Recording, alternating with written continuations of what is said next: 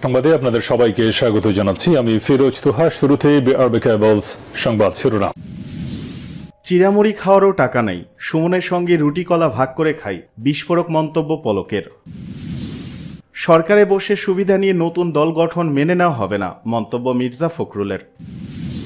কুয়েটের রাজনীতি বন্ধ থাকবে, দোষীদের খুঁজতে কমিটি। কারাগারে বসে ফেসবুকে স্ট্যাটাস দেওয়া যায় কিনা, প্রশ্ন ফারুক খানের। ডিবি হারুনের 130 বিঘা জমি জব্দের আদেশ। উত্তরায় দম্পতিকে কোপানোর মূল হোতা যুবলীগ কর্মী। চিড়ামুড়ি খাওয়ারও টাকা নাই, সুমনের সঙ্গে রুটি কলা ভাগ করে খাই, বিস্ফোরক মন্তব্য পলকের। কারাগারে চরম অর্থ সংকটে রয়েছেন বলে জানিয়েছেন তথ্য ও যোগাযোগ প্রযুক্তি আইসিটি মন্ত্রণালয়ের সাবেক প্রতিমন্ত্রী জুনায়েদ আহমেদ পলক। বুধবার ঢাকার চিফ মেট্রোপলিটন ম্যাজিস্ট্রেট সিএমএম আদালতে সাংবাদিকদের এ কথা জানান তিনি। জুলাই গণ অভ্যুত্থানকালে ধানমন্ডি থানায় দায়ের হওয়া এক হত্যা মামলায় গ্রেপ্তার দেখানোর আবেদন নিয়ে গতকাল কাশিমপুর কেন্দ্রীয় কারাগার থেকে জুনায়েদ আহমেদ পলককে ঢাকার সিএমএম আদালতে হাজির করে পুলিশ। বেলা 11টায় তাকে আদালতে তোলা হয়। বিচারক এজলাসে আসার আগে আইনজীবী ও সাংবাদিকদের উদ্দেশ্যে নানা কথা বলেন পলক। তিনি বলেন, চিড়ামুড়ি খাওয়ারও টাকা নাই, কারাগারে ব্যারিস্টার সৈয়দ সাইদুল হক সুমনের সঙ্গে রুটি কলা ভাগ করে খাই। সাবেক প্রতিমন্ত্রী বলেন, জেলখানার জীবন মারাত্মক শিক্ষার জীবন, সবার কম করে হলেও 7 দিন জেলে থাকা উচিত। যদি কখনো কারাগার থেকে বের হতে পারি তখনও এই কথা বলবো। এ সময় পুলিশ পলককে কথা বলতে নিষেধ করলে তিনি বলেন, আমি কোনো বেআইনি কথা বলছি না। আদালতে কথা বলে রিমান্ড বাড়িয়ে দেওয়া হয় অভিযোগ করে সাবেক আইসিটি প্রতিমন্ত্রী বলেন, কথা বলেই রিমান্ড বাড়িয়ে দেয়, আইনজীবীরা কথা বলে রিমান্ড বেড়ে যায়। এরপর ঢাকা মহানগর public prosecutor PP Omar Faruk ফারুকীকে সালাম দেন পলক। প্রথমে সাড়া না দিলেও পরবর্তীতে ওমর ফারুক ফারুকী তার সালামের উত্তর দেন। এরপর পলক বলেন, যাক, এইবার পিপি স্যারের মন নরম হয়েছে। সাংবাদিকদের উদ্দেশ্যে সাবেক এই প্রতিমন্ত্রী বলেন, আমাদের নিয়ে লেখার সময় আপনারা একটু সদয় হবেন। সরকারে বসে সুবিধা নিয়ে নতুন দল গঠন মেনে নেওয়া হবে না, মন্তব্য মির্জা ফখরুলের।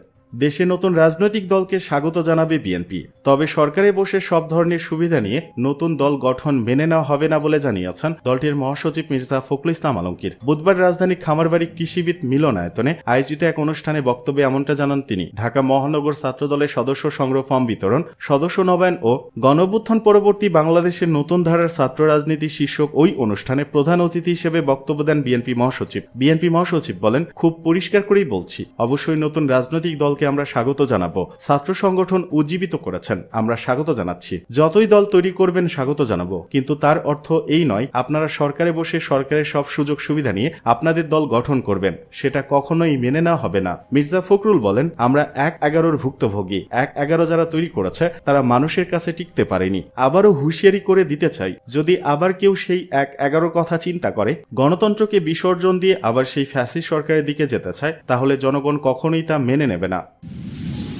এদিকে কুয়েটে রাজনীতি বন্ধ থাকবে, দোষীদের খুঁজতে কমিটি। খুলনা প্রকৌশল ও প্রযুক্তি বিশ্ববিদ্যালয় কুয়েটে সব ধরনের রাজনৈতিক কর্মকাণ্ড বন্ধ থাকবে। রাজনীতির সঙ্গে যুক্ত থাকার সম্পৃক্ততা পেলে শিক্ষার্থীদের আজীবন বহিষ্কার ও ছাত্রত্ব বাতিল করা হবে। শিক্ষক কর্মকর্তা ও কর্মচারীরাও কোনো ধরনের রাজনৈতিক সংগঠনের কার্যক্রমের সঙ্গে যুক্ত থাকতে পারবেন না। বুধবার বিশ্ববিদ্যালয় সিন্ডিকেটের 93তম সভায় এ সিদ্ধান্ত হয়েছে। সিন্ডিকেটের সভায় গতকাল ছাত্র রাজনীতি বন্ধের দাবিকে কেন্দ্র করে ছাত্রদল ও বৈষম্য বিরোধী ছাত্র আন্দোলনের নেতাকর্মীদের মধ্যে দফায় দফায় সংঘর্ষ ও পাল্টাপাল্টি ধার ঘটনার তদন্তে কমিটি করা হয়েছে। কম্পিউটার সায়েন্স অ্যান্ড ইঞ্জিনিয়ারিং বিভাগের অধ্যাপক এম হাশিমকে প্রধান করে 4 সদস্যের কমিটিকে 3 কর্মদিবসের মধ্যে প্রতিবেদন দিতে বলা হয়েছে। বিশ্ববিদ্যালয়ের সহ উপাচার্য অধ্যাপক মোহাম্মদ শরীফুল গণমাধ্যমকে এসব তথ্য নিশ্চিত করেন। সভায় সিদ্ধান্ত হয় গতকালের ঘটনায় জড়িত বহিরাগতদের বিরুদ্ধে বিশ্ববিদ্যালয় প্রশাসন মামলা সহ প্রয়োজনীয় ব্যবস্থা নেবে, আর জড়িত শিক্ষার্থীদের বিশ্ববিদ্যালয় থেকে সাময়িক বহিষ্কার করবে। আহত শিক্ষার্থীদের চিকিৎসা ব্যয় বিশ্ববিদ্যালয় কর্তৃপক্ষ বহন করবে। ক্যাম্পাস এলাকায় নিরাপত্তা নিশ্চিতে ব্যবস্থা নেওয়া হবে। শিক্ষার্থীদের নিরাপত্তা নিশ্চিতের লক্ষ্যে আগামী 28 ফেব্রুয়ারি পর্যন্ত সব একাডেমিক কার্যক্রম বন্ধ থাকবে। মঙ্গলবার দুপুর থেকে বিকেল পর্যন্ত ছাত্র রাজনীতি বন্ধের দাবিকে কেন্দ্র করে ছাত্রদল ও বৈষম্য বিরোধী ছাত্র আন্দোলনের নেতাকর্মীদের মধ্যে দফায় দফায় সংঘর্ষ ও পাল্টাপাল্টি ধাওয়ার ঘটনা ঘটে, এতে শতাধিক আহত হন। এদিকে কারাগারে বসে ফেসবুকে স্ট্যাটাস দেওয়া যাবে কিনা, প্রশ্ন ফারুক খানের।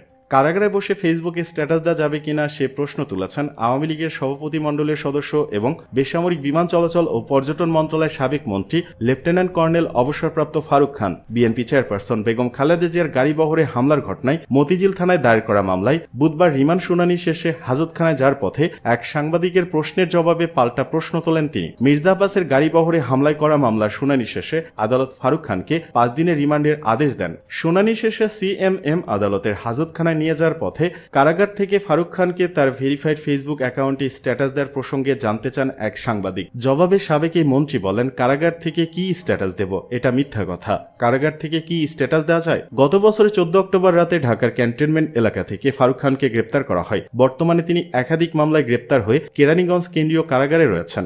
গত 3 ফেব্রুয়ারি কারান্তরীণ ফারুক খানের ভেরিফাইড ফেসবুক অ্যাকাউন্ট থেকে একটি স্ট্যাটাস দেওয়া হয়, যা ভাইরাল হয়ে পড়ে। এ নিয়ে নেট দুনিয়ায় ব্যাপক আলোচনা শুরু হয়। ওই স্ট্যাটাসে লেখা হয়, অনেক কিছু বলতে চাই, কিন্তু এখন সবই বলতে পারছি না। এতটুকুই বলবো, শেখ হাসিনাকে নেত্রী মেনেছিলাম, কিন্তু আজকে তার হটকারিতার জন্যই আমাদের দলের এই পরিণতি। দলের নেতৃত্বে পরিবর্তন এবং সর্বস্তরে শুদ্ধি অভিযান ব্যতীত কোনো ধরনের রাজনীতিতে ফেরা উচিত হবে না। শেখ হাসিনার আওয়ামী লীগ আর চাই না, বঙ্গবন্ধুর আওয়ামী লীগ ফেরত চাই। জয় বাংলা, জয় বঙ্গবন্ধু।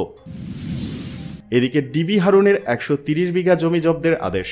ঢাকা মহানগর গোয়েন্দা পুলিশ ডিবির সাবেক প্রধান হারুনুর রশিদ ও তার ভাই এবিএম শাহরিয়ারের নামে থাকা 130 বিঘা জমি জব্দের আদেশ দিয়েছেন আদালত। এর মধ্যে হারুনের নামে 100 বিঘা জমি ও তার ভাই শাহরিয়ারের 30 বিঘা জমি রয়েছে। বুধবার ঢাকা মহানগর দায়রা জজ মোহাম্মদ জাকির হোসেন গালিবের আদালত দুদকের আবেদনের পরিপ্রেক্ষিতে এই আদেশ দেন। তাদের 21টি ব্যাংক হিসাবও অবরুদ্ধ করা হয়েছে। জব্দ হওয়া স্থাবর সম্পদের মধ্যে হারুনের নামে ঢাকার উত্তরায় 7.45 কাঠা জমিতে 3 কোটি টাকা মূল্যের একটি ইমারত রয়েছে। গুলশানে 10.36 শতক জমিতে 3 কোটি 97 লাখ টাকার আরেকটি ইমারত রয়েছে। এছাড়া সেমিপাকা একটি টিনশেড বাড়ি, খিলক্ষেতে একতলা একটি দালান ও সেমিপাকা আরেকটি টিনের বাড়ি রয়েছে। হারুনের নামে উত্তরায় 10 নম্বর সেক্টরে 7তলা ভবনে 2য় তলায় একটি ফ্ল্যাট ও জোয়ার সাহারায় 6তলা ভবনের 6 তলায় আরেকটি ফ্ল্যাট রয়েছে। এই দুটি ফ্ল্যাট সহ আশিয়ান সিটিতে হারুনের নামে 5 কাঠার একটি প্লট রয়েছে। একই সঙ্গে হারুনের 10টি ও শাহরিয়ারের 11টি ব্যাংক হিসাব অবরুদ্ধ করা হয়েছে। পাশাপাশি শাহরিয়ারের 3টি কোম্পানির শেয়ার অবরুদ্ধ হয়েছে। আদালত সূত্রে জানা যায়, দুদকের উপপরিচালক মোহাম্মদ জয়নাল আবেদিন পৃথক 2টি আবেদনের স্থাবর সম্পদ জব্দ ও অস্থাবর সম্পদ অবরুদ্ধ চেয়ে আবেদন করেন। শুনানি শেষে আদালত আবেদন মঞ্জুর করেন। আবেদনে বলা হয়, আসামি মোহাম্মদ হারুনুর রশিদ 17,51,17,000 টাকা মূল্যের জ্ঞাত আয় বহির্ভূত সম্পদ অর্জন পূর্বক ভোগ দখলে রাখার অভিযোগে মামলা হয়েছে। তদন্তকালে বিশ্বস্ত সূত্রে জানা যাচ্ছে, আসামি তার মালিকানাধীন ও স্থাবর অস্থাবর সম্পত্তি হস্তান্তরের চেষ্টা করছেন, যা করতে পারলে এ মামলা আদালত কর্তৃক বিচার শেষে সাজার অংশ হিসেবে অপরালব্ধ আয় হতে অর্জিত সম্পত্তি সরকারের অনুকূলে বাজেয়াপ্তকরণ সহ সকল উদ্দেশ্যই ব্যর্থ হবে। সুষ্ঠু তদন্ত ও ন্যায় বিচার প্রতিষ্ঠার স্বার্থে স্থাবর সম্পত্তিসমূহ জব্দ ও অস্থাবর সম্পত্তিসমূহ অবরুদ্ধ করা একান্ত প্রয়োজন। এদিকে উত্তরায় দম্পতিকে কোপানোর মূল হোতা যুবলীগ কর্মী। রাজধানীর উত্তরায় মেহেবুল ইফতি দম্পতিকে প্রকাশ্য কোপানোর ঘটনায় জড়িত মূল হোতা ও কিশোর গ্যাং গ্রুপের প্রধান মেহেদি হাসান সাইফ সহ 5 জনকে গ্রেপ্তার করা হয়েছে। এই ঘটনায় ব্যবহৃত রামদা দুটিও উদ্ধার করেছে পুলিশ। গ্রেপ্তার বাকিরা হলেন মোবারক, রবি রায়, আলফাজ ও সজীব। পুলিশ জানায়, বুধবার সকালে উত্তরা 9 নম্বর সেক্টরে পার্শ্ববর্তী ঢাকা আশুলিয়া মহাসড়ক সংলগ্ন পশ্চিম আবদুল্লাপুর এলাকার পাশে অবস্থিত তুরাগ নদী থেকে রামদা দুটি উদ্ধার করা হয়। গ্রেপ্তার সাইফ ও রাজীবকে নিয়ে আবদুল্লাপুর খানবাড়ির আলী মুর্শির 5তলা ভবনের পেছনে থাকা তুরাগ নদী থেকে রামদা দুটি উদ্ধার করা হয়। নাম প্রকাশে অনিচ্ছুক এক স্থানীয় বাসিন্দা জানান, ওরা ছেলেবেলা থেকে উগ্র স্বভাবের। সাইফ যুবলীগের কর্মী, যুবলীগের মিটিং মিছিলে যেত। উত্তরা 9 নম্বর সেক্টরের যুবলীগ নেতা সোহেল ও মনুরুজ্জামানের অনুসারী সে। এছাড়া তার একটি কিশোর গ্যাং গ্রুপও রয়েছে। মেহেবুল ইফতি দম্পতিকে কোপানোর নেতৃত্ব দেওয়া সাইফ ও সজীবকে গ্রেপ্তারের বিষয়ে ওসি হাফিজুর রহমান বলেন, তথ্য প্রযুক্তির সহায়তায় আমরা আসামিদের গাজীপুরের টঙ্গী, কোনাবাড়ির বিভিন্ন এলাকা থেকে গ্রেপ্তার করি। উল্লেখ্য, উত্তরা 7 নম্বর সেক্টর এলাকায় গত সোমবার দিবাগত রাতে বিকট শব্দে বাইক চালানো ও রিকশা যাত্রীদের মারধরের প্রতিবাদ করায় উত্তরার বাসিন্দা মেহেবুল হাসান ও নাসরিন আক্তার ইফতিকে রামদা দিয়ে কোপায় কিশোর গ্যাং গ্রুপের সদস্যরা। এই ঘটনায় ওই রাতেই উত্তরা পশ্চিম থানায় সন্ত্রাস বিরোধী আইনে মামলা করেন ভুক্তভোগী ওই দম্পতি। এর মধ্যে গ্রেপ্তার মোবারক ও রবি রায়কে রিমান্ডে দিয়েছেন আদালত।